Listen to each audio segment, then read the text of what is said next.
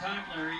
We've always had good crowds in Boston, but they are so deep and so enthusiastic on this stuff. I think that's a very good point, Paul, and that is correct. I was just debating whether to make a point there.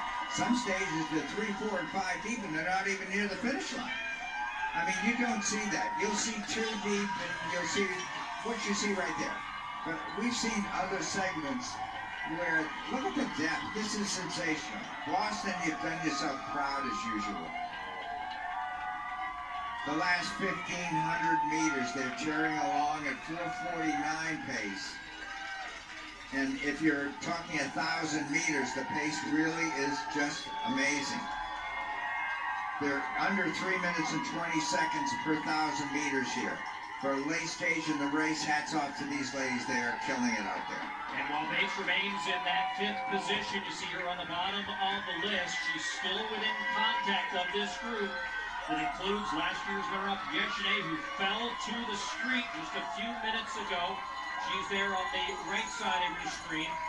The world champion many times over, Hellen Obiri, making her early case for being one of the next great marathoners, and only her 2nd marathon appearance in Boston here. Saltpeter, bronze medalist at the World Championships in Oregon last summer in the white over red. And on the inside, Beriso now moving up a little bit with that 2:14.58 she ran in Valencia last year.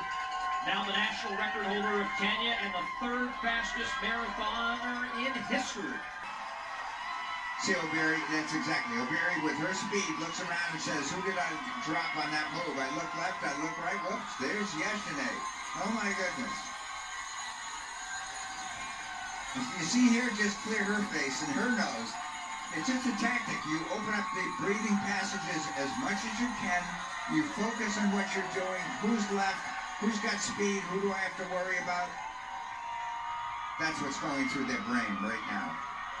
Well, there's really no sense you could give it and do it justice with this camera angle, but Beriso almost looks like she's in an all-out sprint trying to stay with Obiri, and Yeshine is now falling off the back in 3rd. Look at Obiri. When you've got 5,000-meter championship speed, you are very fast at shorter distances. When you're that way, late in a race, that speed makes it debated in the marathon late in the race a bit. That gets into your stamina training when you're successful at 5,000 meters. You do a shorter amount of kilometers per week than normal. Now, you can see her. She's got other gears left here, and she's trying to split herself off from Beriso. As you all look back to 5th position with the American Amane Beriso, now benefiting perhaps from 2 runners.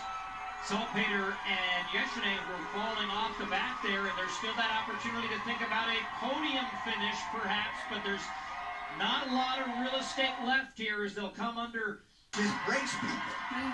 You can cover these that she's got and the training she's doing out now in Colorado. She's moved here to train in the United States.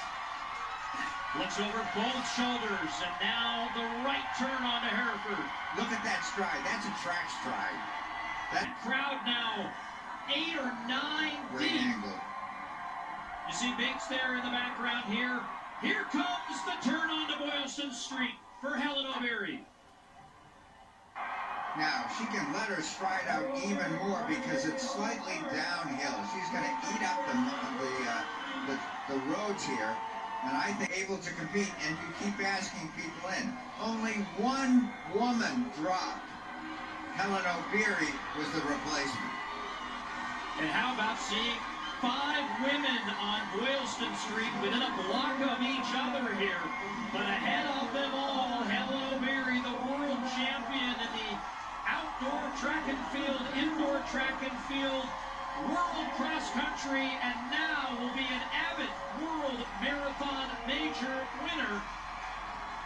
As she's directed into that finisher chute, Beriso will go to the other side. And just needing an opportunity to race, Hellen Obiri is given that opportunity and takes full advantage. As she will come to line and celebrate with a huge smile a Boston Marathon victory. can't believe it, she says.